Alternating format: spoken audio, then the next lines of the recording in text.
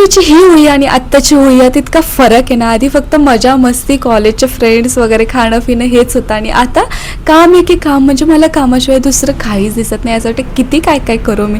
आणि कुठे जायचं म्हणलं ना मला असं जीवावर येतं. असं वाटतं आता टाईम वेस्ट होणार काय माहिती का. मला सतत असंच वाटत राहतं. आणि शॉप क्लोज करून घरी आलो आणि सोसायटीत इतकी घाण झाली होती कारण सगळ्यांनी होळी खेळली होती. ग्रहण होतं त्यामुळे आज दुपारी आलो होतो.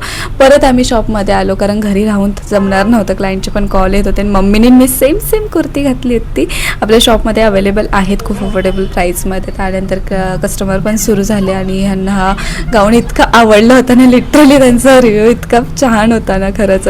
त्यानंतर असं कस्टमरकडून ऐकलं खूप बरं वाटतं. त्यानंतर रात्री मस्त भाजीपाला घेतला. नाहीतर मम्मीचं आठवडाभर ऐकू लागतं काय करू भाजीला. त्यामुळे आठवड्याचा बाजार घेतला.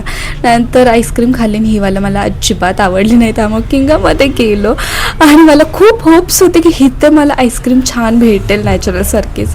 पण इथं पण आईस्क्रीम मागवली आणि मला अजिबात आवडली नाही. मम्मीलासुद्धा अजिबात आवडली नव्हती. पण काय करणार आता, पैसे घालून खाल्ली आणि जास्त रेटचे म्हणलं खायला लागणारच गपचूप. त्यामुळे गपचूप खाल्ली आणि घरी गेलो. सो तुमची होळी कशी गेली मला नक्की सांगा कमेंट.